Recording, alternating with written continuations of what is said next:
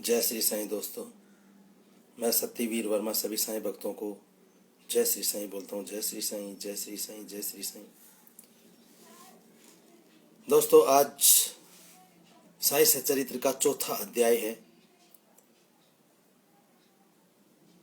अध्याय स्टार्ट करने से पहले, शुरू करने से पहले मैं आप लोगों से प्रार्थना करूंगा कि कोई दोस्त हैं जिनको पेट का कैंसर हो गया है, तो आप सभी उसके लिए प्रार्थना करें कि वो स्वस्थ हो जाएं। बाबा से हम सब मिलकर प्रार्थना करते हैं कि वो स्वस्थ हों। आज चौथा अध्याय स्टार्ट करते हैं। इसमें मैं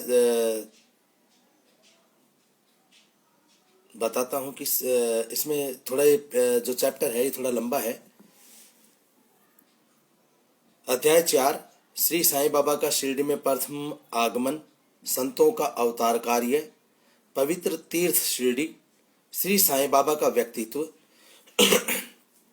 गोली बुआ का अनुभव, श्री विट्ठल का प्रकट होना, क्षीर सागर की कथा, दासगणों का प्रयाग स्नान, श्री साईं बाबा का शिरडी में प्रथम आगमन और 3 वाड़े।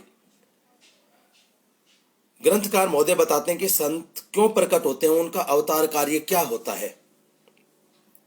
संतों का अवतार कार्य, भगवत गीता चौथा अध्याय 7 और 8 में भगवान श्री कृष्ण कहते हैं कि जब जब धर्म की हानि और अधर्म की वृद्धि होती है तब तब मैं अवतार धारण करता हूँ। धर्म स्थापनार्थ, दुष्टों के विनाश तथा साधु जनों के परित्राण के लिए मैं युग युग में जन्म लेता हूँ। साधु और संत भगवान के प्रतिनिधि स्वरूप हैं। साधु संत हैं वो भगवान के ही प्रतिनिधि हैं, भगवान के द्वारा भेजे हुए हैं। वे उपयुक्त समय पर प्रकट होकर अपनी कार्य प्रणाली द्वारा अपना अवतार कार्य पूर्ण करते हैं। अर्थात जब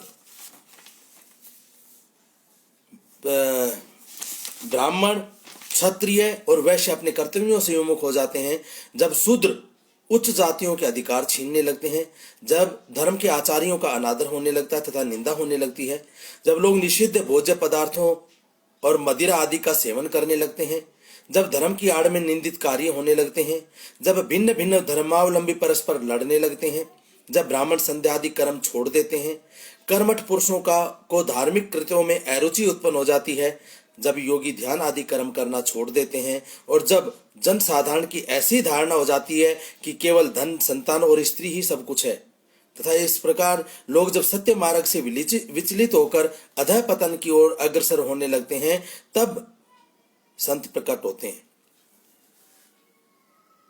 अपने उपदेशों एवं आचरण के द्वारा धर्म की स्थापना करते हैं। वे समुद्र के ज्योति स्तंभ की तरह हमारा उचित मार्गदर्शन करते हैं तथा सत्य पथ पर चलने को प्रेरित करते हैं। इसी मार्ग पर अनेकों संत जैसे निर्वर्तीनाथ, ज्ञानदेव, मुक्ताबाई, नामदेव, गोरा, गोणाई एकनाथ, तुकाराम, नरहरि, नरसी भाई, सज्जन कसाई, सावता माली और रामदास तथा कई अन्य संत सत्य मार्ग का दिग्दर्शन कराने के हेतु भिन्न भिन्न अवसरों पर प्रकट हुए और इन सब के पश्चात शिरडी में श्री साईं बाबा का अवतार हुआ। पवित्र तीर्थ शिरडी अहमदनगर जिले में गोदावरी नदी के तट बड़े ही भाग्यशाली हैं, जिन पर अनेक संतों ने जन्म धारण किया और अनेक ने वहां आश्रय पाया। ऐसे संतों में श्री ज्ञानेश्वर महाराज प्रमुख थे। शिरडी अहमदनगर जिले के कोपरगांव तालुका में, तालुका बोलते हैं आपकी जहाँ पे ये बैठते हैं, तालुका की हिंदी क्या होती है, जहाँ रजिस्ट्रार वगैरह होता है, तालुका एक डिस्ट्रिक्ट होता है और एक तालुका होती है।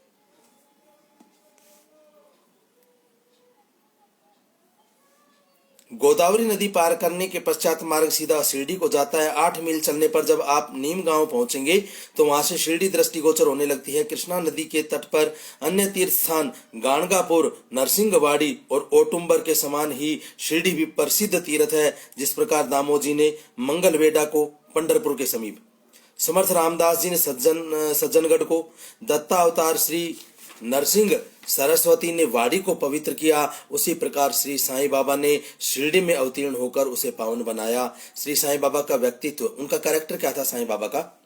श्री साईं बाबा के सानिध्य से शिरडी का महत्व विशेष बढ़ गया। अब हम उनके चरित्र का अवलोकन करेंगे। उन्होंने इस भवसागर पर विजय प्राप्त कर ली थी, जिसे पार करना बड़ा दुष्कर तथा कठिन है। शांति उनका आभूषण था तथा वे ज्ञान की साक्षात प्रतिमा थे। वैष्णव भगत सदैव वहां आश्रय पाते थे। दान वीरों में वे राजा कर्ण के समान दानी थे। वे समस्त सारों के सार स्वरूप थे। एक पदार्थों से उन्हें रुचि थी। कोई भी भौतिक पदार्थ, भौतिक चीजें उनको अच्छी नहीं लगती थी। सदा आत्म स्वरूप में निमग्न रहना ही उनके जीवन का मुख्य ध्येय था। अनित्य वस्तुओं का आकर्षण उन्हें छू भी नहीं गया था। उनका हृदय शीशे के सदृश उज्ज्वल था। उनके श्रीमुख से सदैव अमृत वर्षा होती थी। अमीर और गरीब उनके लिए दोनों एक समान थे। मान अपमान की उन्हें किंचित मात्र भी चिंता नहीं थी। वे निर्भय होकर संभाषण करते थे। भांति भांति के लोगों से मिलजुल कर रहते थे। नर्तकियों का अभिनय तथा नृत्य देखने और गजल कवालियां भी सुनते थे। वो इतना सब करते हुए भी उनकी समाधि किंचित मात्र भी भंग नहीं होती थी। वो सारे दिन ऐसी ऐसी चीजें भी देखते थे, फिर भी वो ऐसा ही लगता था कि वो समाधि में ही बैठे हुए हैं। उनकी आंखें देखती जरूर थी उस दृश्य में, मगर उनकी कोई रुचि नहीं होती थी। देख रहे हैं, कोई वो खा रहे जरूर है खाना को, मगर उस खाने के स्वाद में उनकी कोई रुचि नहीं थी। अल्लाह का नाम सदा उनके होठों पर था। जब दुनिया जागती तो वे सोते, और जब दुनिया सोती तो वे जागते थे। उनका अंतःकरण प्रशांत महासागर की तरह शांत था। न उनके आश्रम का कोई निश्चय कर सकता था और न उनकी कार्य प्रणाली का अंत पा सकता था। कहने के लिए तो वे एक स्थान पर ही निवास करते थे, परंतु विश्व के समस्त व्यवहारों व व्यापारों का उन्हें भली भांति ज्ञान था। कहाँ क्या हो रहा है उनको सब कुछ मालूम था। उनके दरबार का रंग ही निराला था। वे प्रतिदिन अनेक किदवंतियां कहते थे, परंतु उनकी अखंड शांति किंचित मात्र भी विचलित नहीं होती थी। वे सदा मस्जिद की दीवार के सहारे बैठे रहते थे तथा प्रातः, मध्याह्न और सायंकाल लेंडी की ओर, चावड़ी की ओर वायु सेवन को निकल जाया करते थे तथा आत्मस्थित रहते थे। स्वतः सिद्ध होकर भी वे साधकों के समान आचरण करते थे। वे विनम्र, दयालु और अभिमान रहित थे। उन्होंने सबको सदा सुख पहुंचाया। ऐसे थे श्री साईं बाबा, जिनके श्री चरणों का स्पर्श कर शिरडी पावन बन गई। उसका महत्व असाधारण हो गया। जिस प्रकार ज्ञानेश्वर ने आलंदी और एकनाथ ने पैठण का उत्थान किया, वही गति श्री साईं बाबा द्वारा शिरडी को प्राप्त हुई। शिरडी के फूल, पत्ते, कंकर, पत्थर सब धन्य हैं, जिन्हें श्री साईं चरणाम्बुजों का चंबन तथा उनकी चरण रज मस्तक पर धारण करने का सौभाग्य प्राप्त हुआ।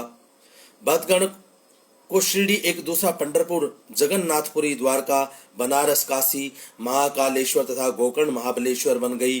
श्री साईं का दर्शन करना ही भक्तों का वेद मंत्र था, जिसके परिणाम स्वरूप आसक्ति घटती थी और आत्मदर्शन का पथ सुगम होता था। उनका श्री दर्शन ही योग साधना था और उनसे वार्तालाप करने से समस्त पाप नष्ट हो जाते थे। उनका पाद सेवन करना ही त्रिवेणी प्रयाग स्नान के समान था तथा चरणामृत पान करने मात्र से ही समस्त इच्छाओं की तृप्ति होती थी। उनकी आज्ञा हमारे लिए वेद दर्श थी। प्रसाद तथा ओदी ग्रहण करने से चित्त की शुद्धि होती थी। वे ही हमारे राम और कृष्ण थे, जिन्होंने हमें मुक्ति प्रदान की। वे ही हमारे परम ब्रह्म थे। वे छल छंदों से परे रहते थे तथा कभी निराश व हताश नहीं होते थे।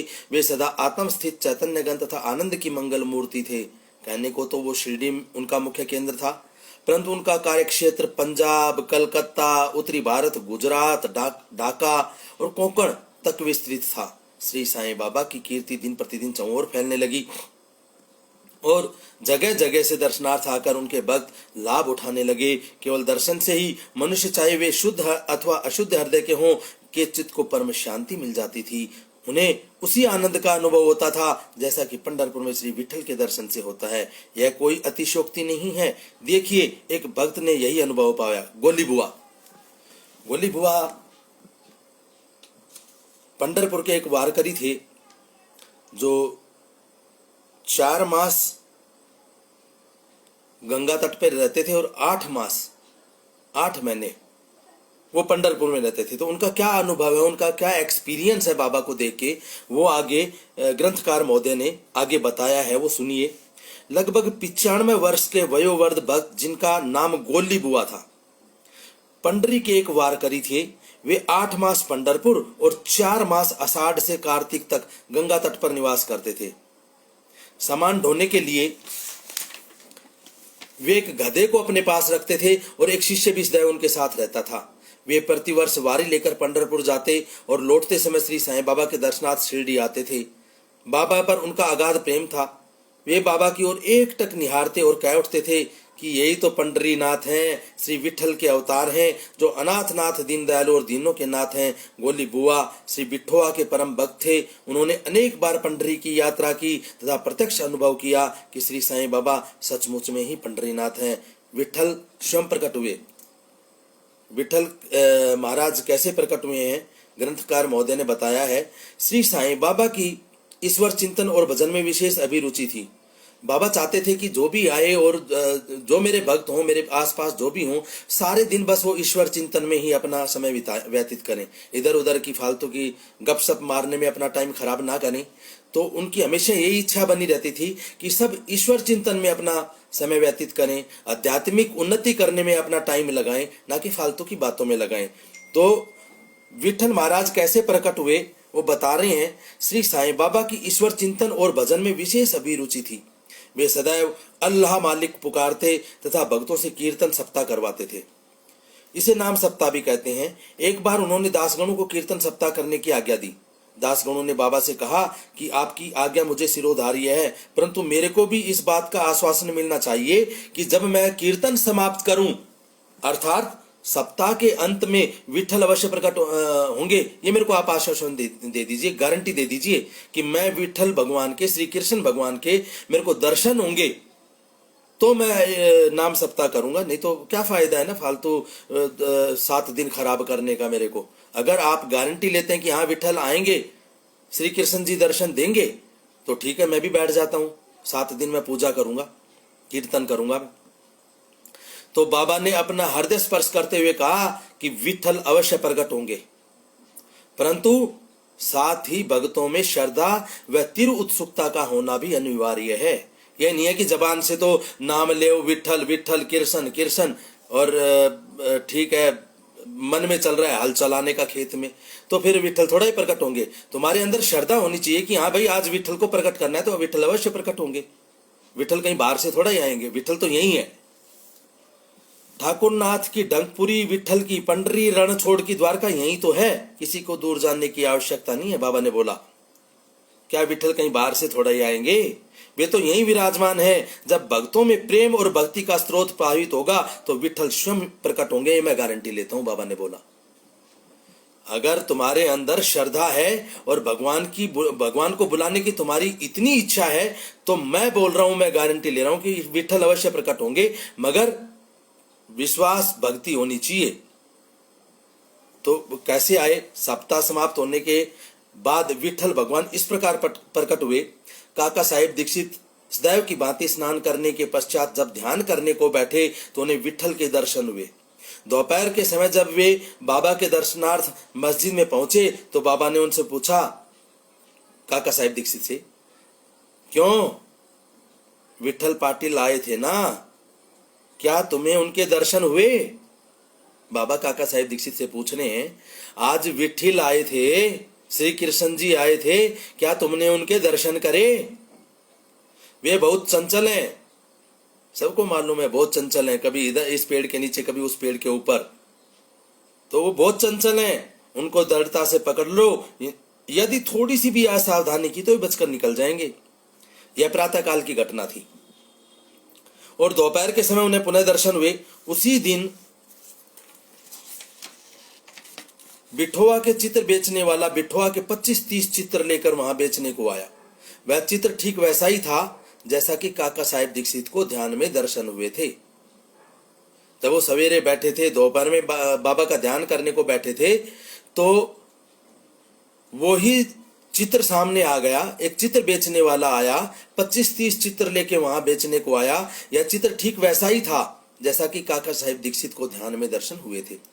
चित्र देखकर और बाबा के शब्दों का स्मरण कर काका साहेब को थोड़ा विस्मय हुआ, हैरान हुआ, यार जो जो मैंने देखा ध्यान में, वही चीज मेरे सामने आ गई। तो थोड़ा सा आश्चर्य हुआ, थोड़े हैरान हुए वो, और प्रसन्नता भी हुई, क्योंकि बाबा ने बोला है भाई वो आएंगे, वो किस रूप में आए, वो चित्र के रूप में आए, वो आदमी के रूप में आए, पर वो आ गए। तो उनको प्रसन्नता भी हुई कि चलो बहुत अच्छा हुआ।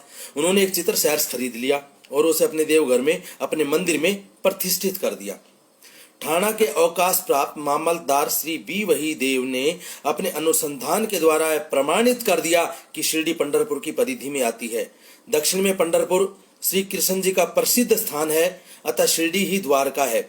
साईं लीला पत्रिका भाग 12 अंक 1, 2, 3 के अनुसार द्वारका की एक और व्याख्या सुनने में आई है, जो कि कै नारायण अय्यर द्वारा लिखित भारतवर्ष का स्थायी इतिहास में स्कंद पुराण भाग 2 पृष्ठ 90 से उद्धृत की गई है। वह इस प्रकार है। एक अलग ही डेफिनेशन है।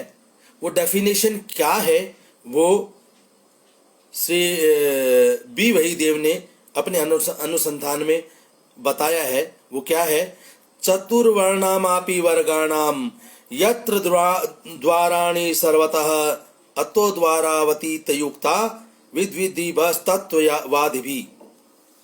अर्थात जो स्थान चारों वर्णों के लोगों को, पंडित, वैश्य, शूद्र, क्षत्रिय, इन चारों लोगों को धर्म, अर्थ, काम, मोक्ष के लिए सुलभ हो, वह दार्शनिक लोग उसे द्वारका के नाम से पुकारते हैं। जहां सब कुछ मिलता हो, सभी लोग आजाद हो, सबके लिए सब कुछ मिलता हो, वही द्वारका है।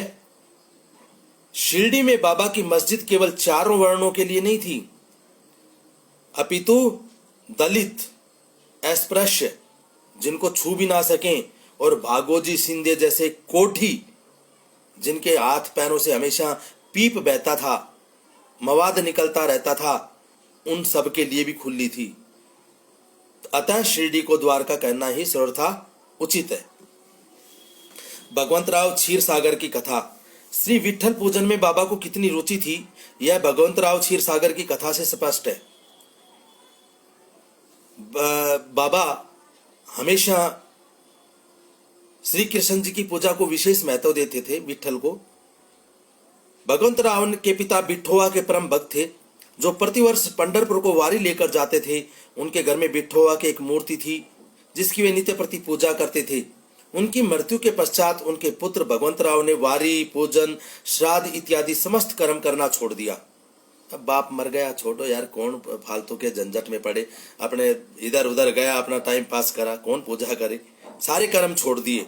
जब भगवंतराव शिरडी आए तो बाबा उन्हें देखते ही कहने लगे, इनके पिता मेरे परम मित्र थे। अब यहाँ देखने वाली बात है कि उनके पिता, भगवंतराव क्षीरसागर के पिता बिठोवा के भगत थे। यहाँ बाबा बोल रहे हैं, समझने वाली बातें हैं ये, कि बाबा बता रहे हैं कि इनके पिता भगवंतराव क्षीरसागर के पिता बिठोवा यानी श्री कृष्ण जी के परम भक्त थे और मेरे परम मित्र थे। कहने लगे इनके पिता मेरे परम मित्र थे, इसी कारण मैंने इन्हें यहाँ बुलाया। इन्होंने कभी नैवेद्य अर्पण नहीं किया तथा मुझे और बिठोवा को भूखों मारा है। यानी कि बिठोवा को भूखा मारा है और बिठोवा के रूप में मैं यहाँ बैठा हूं।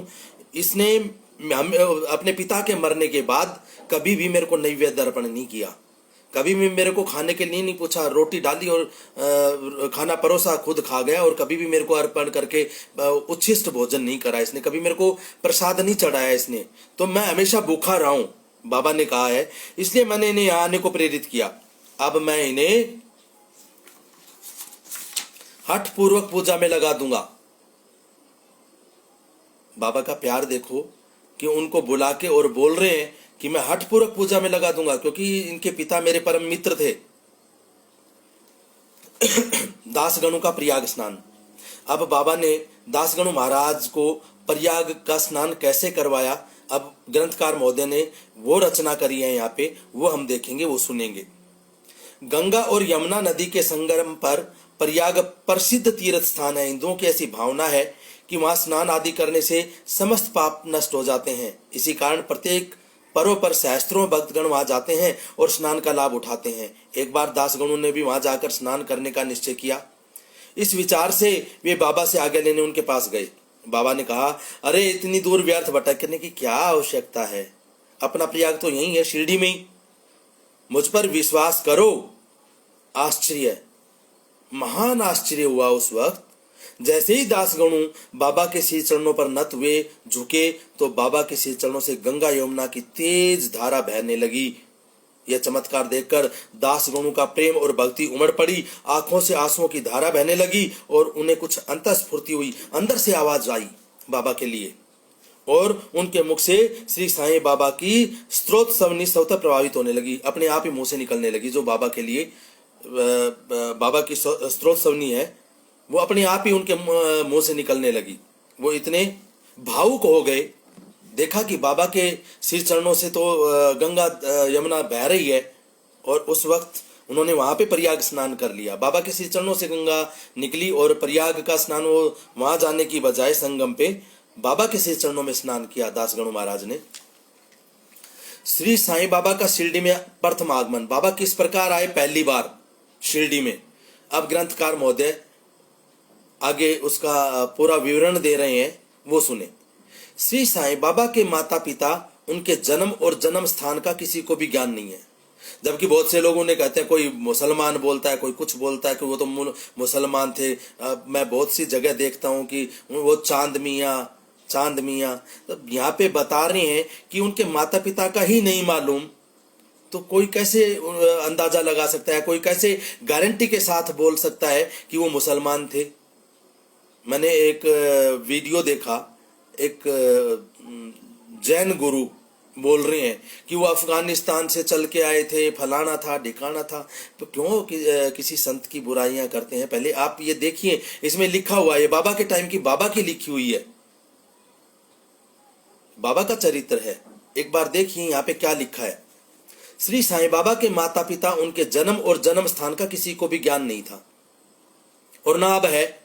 इस संबंध में बहुत छानबीन की गई, बहुत से साइंटिस्ट उस वक्त भी लगे और आज भी लगे हुए होंगे उनकी छानबीन करने में, कौन थे, कहां से आए थे, क्या क्या उनका देह था, किस लिए प्रकट हुए थे, क्यों आए थे, कहां से आए थे। आज भी लोग लगे हुए होंगे और पहले भी लगे हुए थे। हिंदुस्तान में छोड़ते थोड़ा ही होंगे, थोड़ा सा कोई आदमी थोड़ा सा ऊपर उठता है तो उसकी पूरी कुंडली निकालने की सोचते हैं। तो उस वक्त भी लगे रहे होंगे और आज भी लगे हुए हैं बाबा के पीछे। तो बाबा से तथा अन्य लोगों से भी इस विषय में पूछताछ की गई, परंतु संतोषप्रद उत्तर अथवा सूत्र हाथ न लग सका। यथार्थ में हम लोग इस विषय में सर्वथा अनभिज्ञ हैं। नामदेव और कबीरदास जी का जन्म अन्य लोगों की बातें नहीं हुआ था। नामदेव और कबीर जी का जन्म साधारण नहीं था। वे प्रकृति की गोद में, बाल रूप में प्रकृति की गोद में पाए गए थे।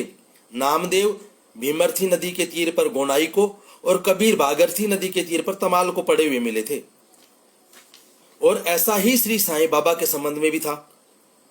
वो तो फिर भी बच्चे थे, पड़े हुए मिले थे, मगर साईं बाबा जब पहली बार शिरडी में आए थे तो वो तरुण जवान थे, फुर्तीले थे। 16 साल की उम्र थी उनकी उस वक्त। वे शिरडी में नीम वृक्ष के तले 16 वर्ष की तरुण अवस्था में स्वयं भक्तों के कल्याणार्थ प्रकट हुए थे। कोई कैसे कह सकता है कि कब पैदा हुआ, कहां पैदा हुआ। उस समय भी वे पूर्ण ब्रह्मज्ञानी प्रतीत होते थे। उस समय वो 16 साल की उम्र में पूर्ण ब्रह्मज्ञानी थे। सौपन में भी उनको किसी लौकिक पदार्थ की इच्छा नहीं थी, किसी धन दौलत की जरूरत नहीं थी उनको। उन्होंने माया को ठुकरा दिया था और मुक्ति उनके चरणों में लौटती थी। 16 साल के बच्चे के। शिरडी गांव की एक वृद्ध स्त्री नाना चौपदार की मां ने उनका इस प्रकार वर्णन किया है। एक तरुण, स्वस्थ, फुर्तीला तथा अति रूपवान बालक सर्वप्रथम नीम वृक्ष के नीचे समाधि में लीन दिखाई पड़ा।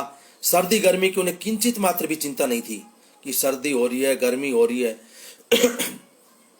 उन्हें किसी प्रकार की कोई चिंता नहीं थी। आंधी आए, तूफान आए, बारिश आए, वो आराम से आंख बंद करके और बैठे हुए हैं और बस समाधि में लीन है।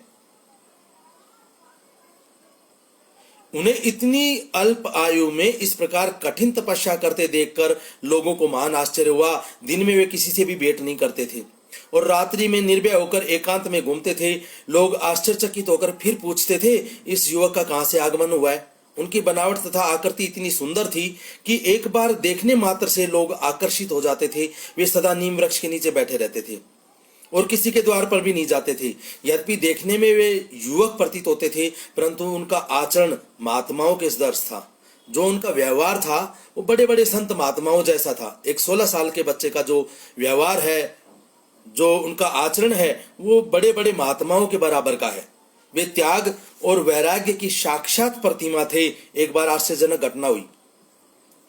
एक भक्त को भगवान खंडोवा का संचार हुआ।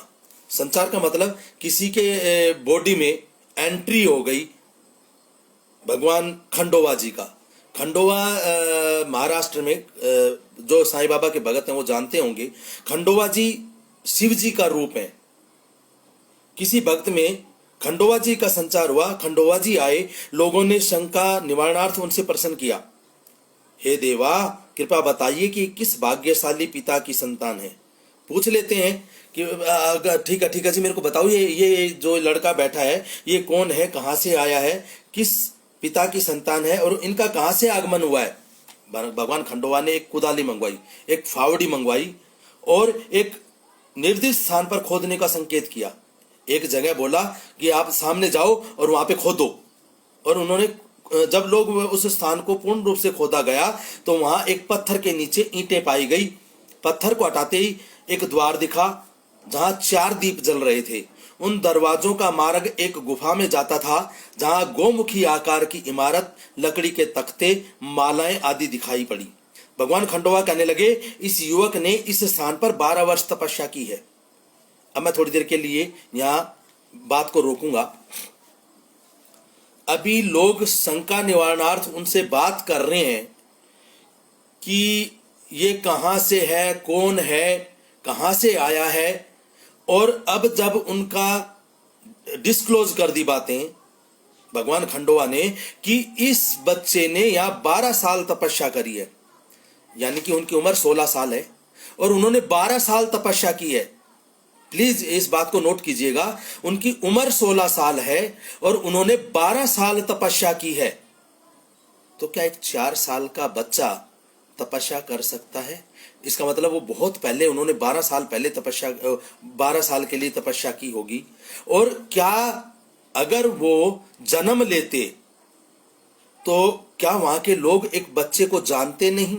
जो आदमी 12 साल वहां रहा होगा, 4 साल से और 16 साल की उम्र तक एक बच्चा रहा होगा, तो क्या लोग जानते नहीं होंगे? इसका मतलब क्या है कि किसी पता नहीं कितने जन्म पहले वहां पे बाबा ने तपस्या की होगी और आज उस नीम के पेड़ के नीचे वो 16 साल की उम्र में प्रकट हुए, है ना?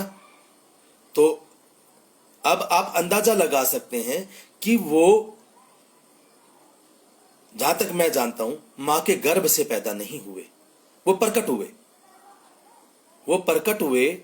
नहीं तो ऐसा नहीं है कि गांव में उनको कोई जानता नहीं, सब जानते ना कि जिसने 12 वर्ष तपस्या की हो और उनकी टोटल उम्र 16 ईयर्स है, 16 साल है, तो लोग जानते तो होंगे। एक 4 साल के बच्चे को जानेंगे कि भाई 4 साल से और 16 साल तक, 12 साल से वो लगातार रह रहा है, तो जानेंगे ना।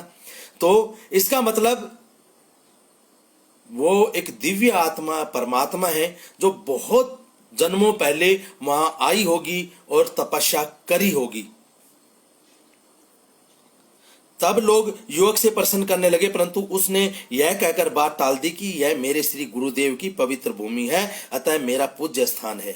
बाबा ने यह कहा कि मेरे से इस बारे में कोई प्रश्न मत करो, ठीक है, जो खंडोवा जी ने बोला है ठीक है, पर इसको बंद कर दो, ये मेरे गुरु का स्थान है, ये मेरे लिए पूजनीय है, मेरे गुरु का स्थान है, इसे जैसा था वैसा ही कर दो। तब लोगों ने उस दरवाजे को पूर्वत बंद कर दिया। जिस प्रकार अश्वत्थ तथा ओटुंबर यानी बड़ और पीपल वृक्ष पवित्र माने जाते हैं, उसी प्रकार बाबा ने भी नीम वृक्ष को उतना ही पवित्र माना और प्रेम किया। मालसापति तथा शिरडी के अन्य भक्त इस स्थान को बाबा के गुरु का समाधि स्थान मानकर सदैव नमन किया करते थे। 3 वाड़े कल मैं वाड़े के बारे में बता रहा था आपको कि साठे वाड़ा। अब पहले एक वाड़ा था और अब तीन वाड़े बन गए। वहां क्या है मैं आगे बताता हूं आपको। नीम वृक्ष के आसपास की भूमि श्री हरि विनायक साठे ने मोल ले ली और उस स्थान पर एक विशाल भवन का निर्माण किया जिसका नाम साठे वाड़ा रखा गया। बाहर से आने वाले यात्रियों के लिए वह वाड़ा ही एकमात्र विश्राम स्थान था जहां सदैव भीड़ रहा करती थी। उसकी 2 मंजिलें बना रखी थी। ऊपर वीआईपी लोग रहते थे, नीचे आने जाने वाले कोई भी आदमी रह जाता था। ऑफिसर लोग आते थे, वहाँ अंग्रेज लोग आते थे तो उनको ऊपर की जगह दे दी जाती थी, नीचे हम जैसे लोग जाते थे वो रुक जाते थे। तो वो एक ही स्थान था साठे वाड़ा जहाँ पे लोग बाहर से जाने वाले बाबा के दर्शनों को जो जाते थे वो वहाँ रुकते थे। उन दिनों कोई होटल तो था नहीं। नीम वृक्ष के नीचे और चारों ओर चबूतरा बांधा गया। सीढ़ियों के नीचे दक्षिण की ओर एक छोटा सा मंदिर है जहां भक्त लोग चबूतरे के ऊपर उत्तराभिमुख होकर बैठते हैं। ऐसा विश्वास किया जाता है कि जो भक्त गुरुवार और शुक्रवार की संध्या को वहां धूप अगरबत्ती आदि सुगंधित पदार्थ जलाते हैं वे ईश कृपा से सदैव सुखी होंगे। यह वाड़ा बहुत पुराना तथा जीर्ण शीर्ण स्थिति में था तथा इसके जीर्णोद्वार की नितांत आवश्यकता थी जो संस्थान द्वारा पूर्ण कर दी गई। कुछ समय के बाद दूसरे वाड़े का निर्माण हुआ जिसका नाम दीक्षित वाड़ा रखा गया। काका साहेब दीक्षित कानूनी सलाहकार सोलिसिटर थे। जब वो इंग्लैंड में थे तब वहां उन्हें किसी दुर्घटना में पैर में चोट आ गई।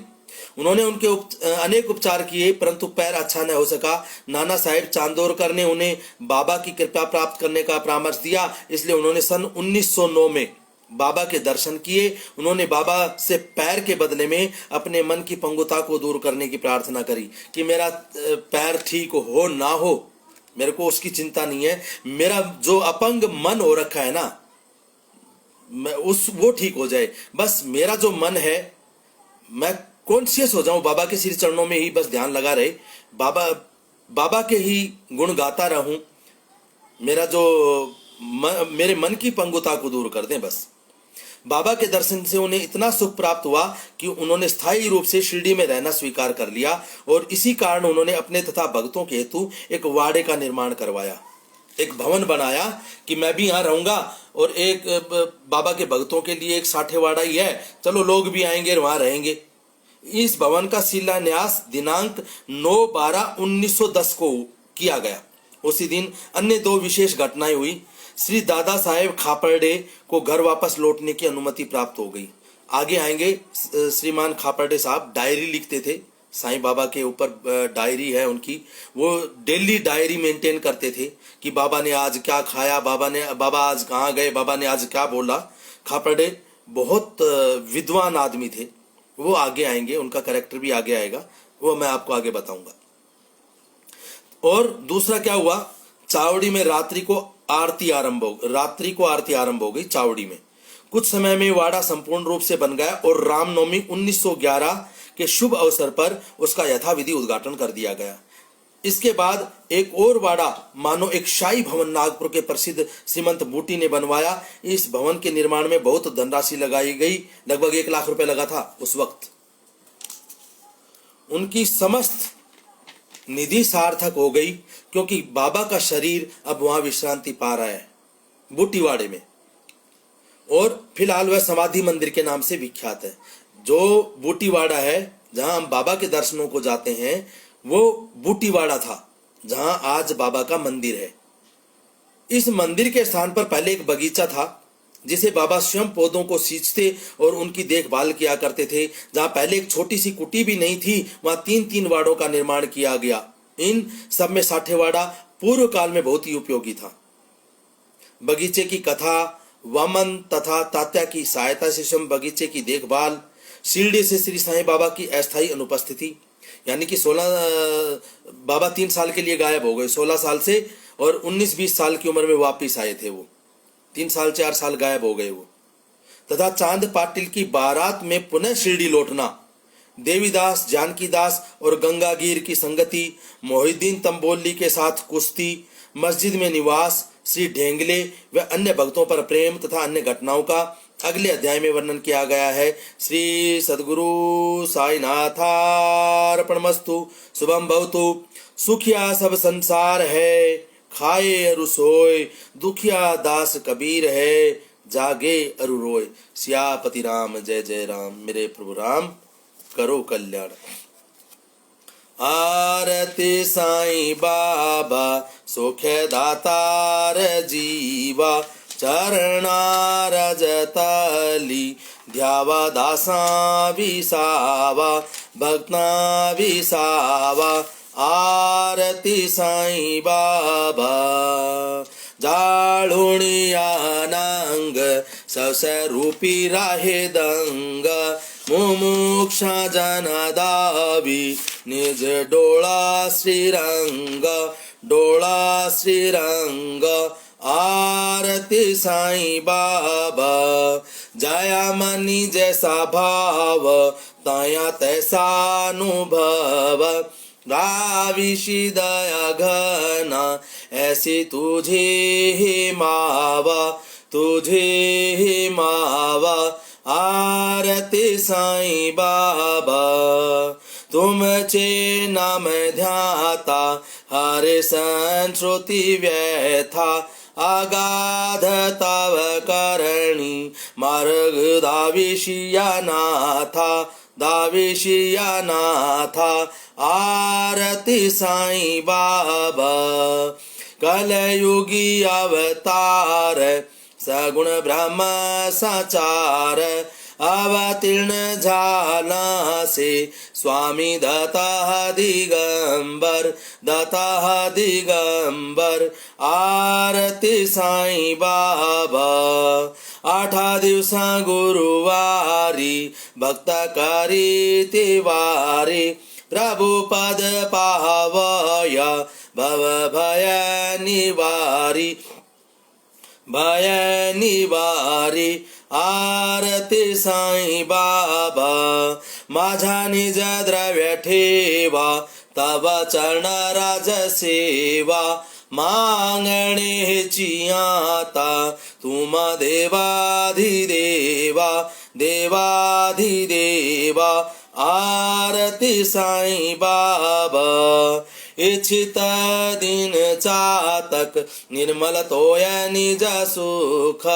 पाझावे सत्यवीर्य, संभाळ आपुले भाक, आपुले भाक।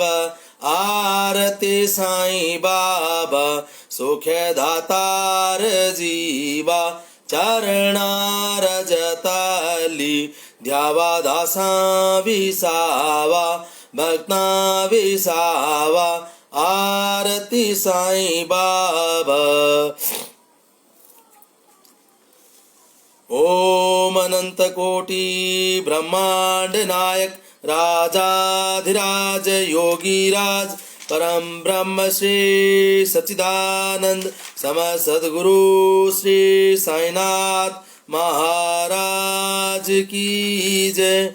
श्री साईनाथ महाराज की जय। शिर्डी मांजे पंढरपूर, साईं बाबा रामवर, बाबा रामवर, साईं बाबा रामवर। शुद्ध भक्ती चंदर भागा, भाव पुंडलिक जागा, पुंडलिक जागा, भाव पुंडलिक जागा। याहो अवधे जन, करूं बाबा सी वंदन, साई सी वंदन, करूं बाबा सी वंदन। गणु मैणे बाबा साई, धाव पाव माझे आई, पाव माझे आई, धाव पाव माझे आई। गालीन लोटांगण वंदीन चरणन, डोल्यानि पाहिन रूप तुझे। प्रेमे आलिंगन आनंदे पूजिन, भवे वाळिन म्हणे नमा। तमेव माता च पिता तमेव, तमेव बंधुश्च सखा तमेव, तमेव विद्या च दृढं तमेव, तमेव सर्वं मम देवदेव। कायेन वाचा मनसेन्द्रियैर्वा बुद्ध्यात्मना वा प्रकृति स्वभावात् करोमि यद्दत् सकलं परस्मै नारायणेति समर्पयामि। अच्युतं केशवं रामनारायणं कृष्णं दामोदरं वासुदेवं हरिं श्रीधरं माधवं गोपिकावल्लभं जानकीनायकं रामचन्द्रं भजे। हरे राम राम राम हरे हरे, हरे कृष्णा कृष्णा कृष्णा हरे हरे। श्री गुरुदेव दत्तः। ओम हरि ओम। यज्ञेन यज्ञमजन्त देवास्तानि धर्माणि प्रथमान्यासन तेहनाकं महिमान सचन्त यत्र पूर्वे साध्या सन्ति देवाः। ओम राजाधिराजाय प्रशिसायिने नमो वयं वैश्रवणाय कुर्महे। समे कामान् कामकामाय मह्यं कामेश्वरो वैश्रवणो ददातु। कुबेराय वैश्रवणाय महाराजाय नमः। ओम स्वस्ति साम्राज्यं भोज्यं स्वराज्यं वैराज्यं पारमेष्ठमयं राज्यं महाराजमाधिपतमयं समन्तपर्या ईशात् सार्वभौमश्च अन्तदा प्रार्धात् पृथ्वी समुद्रपर्यन्ताया एकरालिति तदपेस् श्लोको अभिगीतो मरुतः परिवेष्टारो मरुत्स्यावसन गृहे आविचितस्य काम प्रेर विश्वे देवा सभासदयते। श्री नारायण वासुदेवाय सच्चिदानंद सद्गुरु श्री साईनाथ महाराज की जय। श्री साईनाथ महाराज की जय। सभी भक्तों को, बाबा के भक्तों को, सभी भक्तों को मेरा जय श्री साईं। बाबा सबका कल्याण करें, बाबा सबका उत्थान करें, बाबा सबके कष्टों को निवारण करें और इस कोरोना महामारी को बाबा जल्दी से जल्दी खत्म करें। जय श्री साईं, जय श्री साईं, जय श्री साईं।